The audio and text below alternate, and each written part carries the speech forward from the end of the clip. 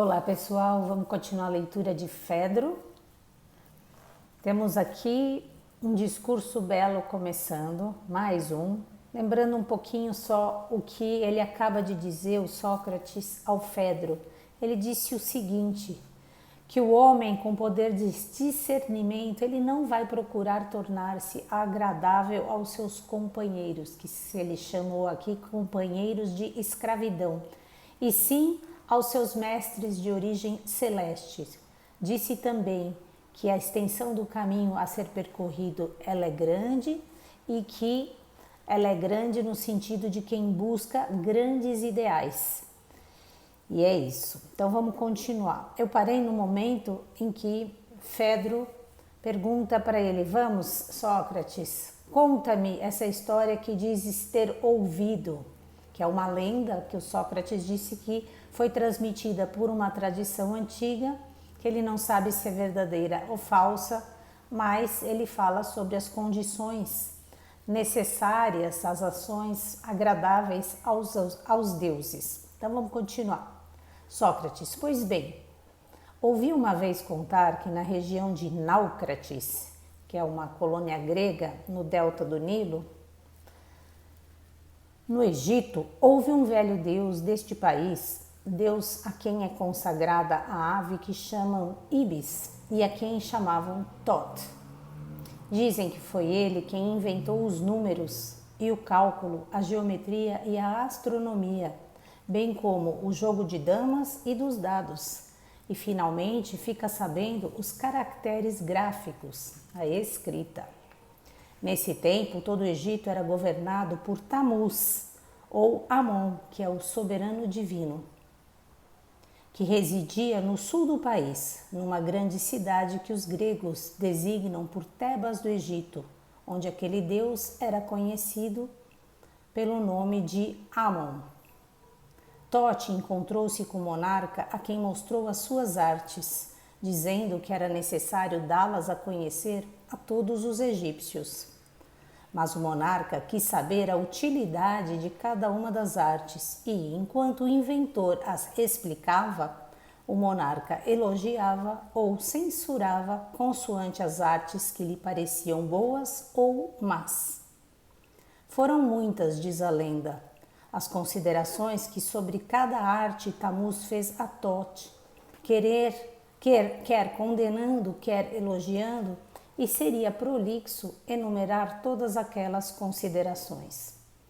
Mas, quando chegou a vez da invenção da escrita, exclamou Tote, abre aspas, eis, ó rei, uma arte que tornará os egípcios mais sábios e os ajudará a fortalecer a memória, pois com a escrita descobri o remédio para a memória.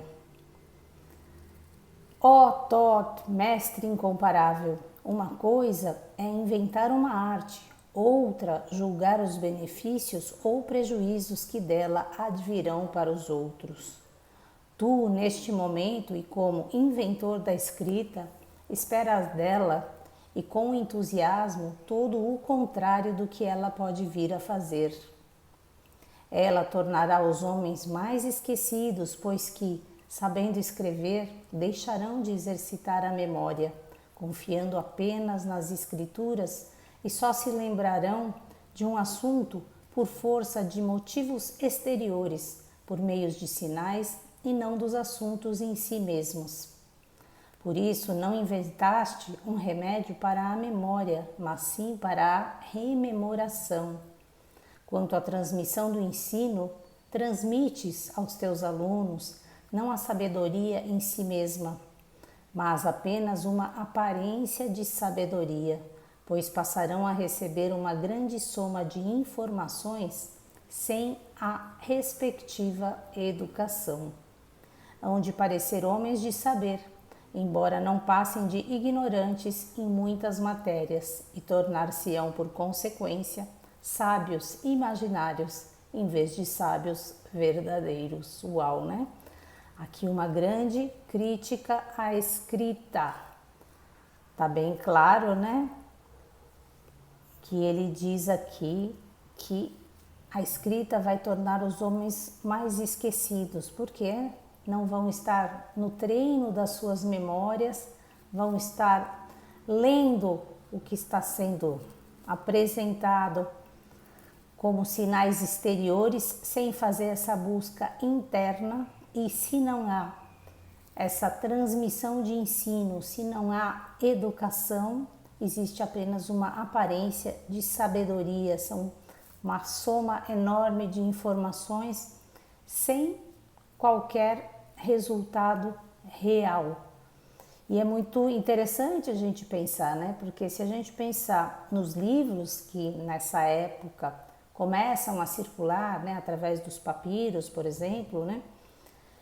E as informações que chegam então não só dentro dos ciclos mais iniciáticos, mais fechados, as informações que podem chegar a qualquer um, obviamente a gente pode perceber que não necessariamente pessoas que não têm a oportunidade de discutir esses textos com aqueles que os transmitiram, não vão ter acesso a esse entendimento de uma maneira mais profunda. E aí por isso mesmo a gente pode imaginar que como resultado disso surgem dois tipos de educação, né? Que sempre existiu aquela educação nos círculos mais internos para os iniciados, para aqueles que têm esse compromisso com os ideais e que estão realmente interessados nessa busca filosófica, na busca da sabedoria em si mesma, não para ganho de alguma coisa, mas por amor à sabedoria, os filósofos, por exemplo, e aqueles outros que vão receber as informações num nível mais superficial, através de textos que muitas vezes têm chaves de interpretação que se não consegue entender justamente por não estar próximos dos sábios verdadeiros. Continuando aqui, então, Fedro responde: com que facilidades inventas, caro Sócrates, histórias egípcias e de outras terras, quando isto te convém? Lembrando que Platão passou pelo Egito. Sócrates responde: dizem, caro amigo, que os primeiros oráculos no templo de Zeus, em Dodona, foram feitos por um carvalho. Dodona é uma cidade grega que tinha um templo em honra a Zeus. Então foram feitos, dizem, caro amigo, que os primeiros oráculos no templo de Zeus em Dodona foram feitos por um carvalho. É evidente que os homens daquele tempo não eram tão sábios como os da nossa geração. E como eram ingênuos, o que um carvalho ou um rochedo dissessem tornava-se muito importante, conquanto lhes parecesse verídico.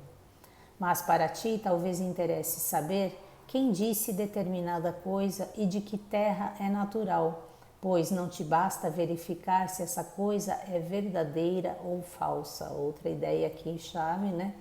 Na busca pelo conhecimento, na busca pelo saber, a gente verificar, não basta se verificar se alguma coisa é verdadeira ou falsa, né? Fedro, tens razão para me castigares com essas palmatoadas, mas no que diz respeito à escrita, parece-me que o tebano tinha razão.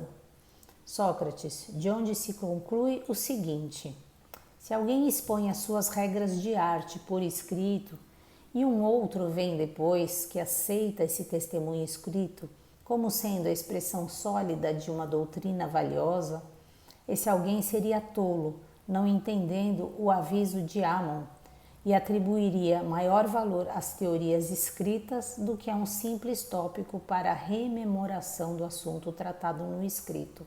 Não é assim? Fedro responde: perfeitamente.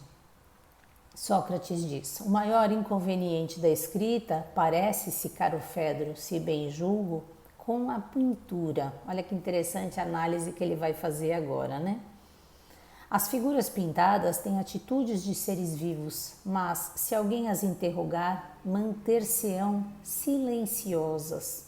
O mesmo acontecendo com os discursos. Falam das coisas como se estas estivessem vivas, mas se alguém os interroga no intuito de obter um esclarecimento, limitam-se a repetir sempre a mesma coisa. Mas, uma vez escrito, um discurso chega a toda parte, tanto aos que entendem como aos que não podem compreendê-lo. E assim nunca se chega a saber a quem serve e a quem não serve. Quando é menoscabado ou justamente censurado, tem sempre necessidade da ajuda do seu autor, pois não é capaz de se defender nem de se proteger a si mesmo.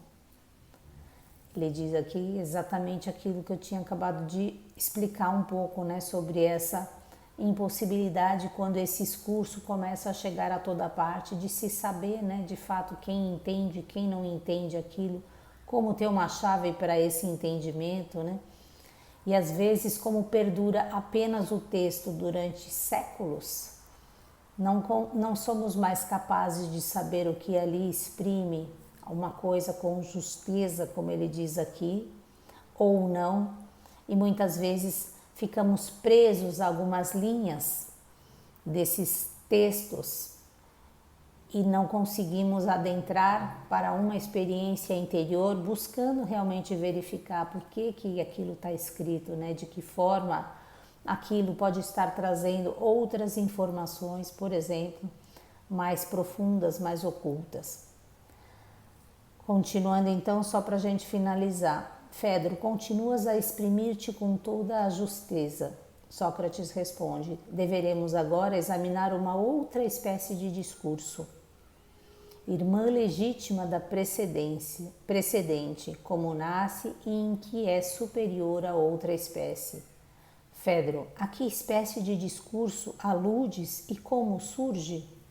Sócrates, refiro-me ao discurso conscienciosamente escrito com a sabedoria da alma, ao discurso capaz de se defender a si mesmo e que sabe quando convém ficar calado e quando convém intervir.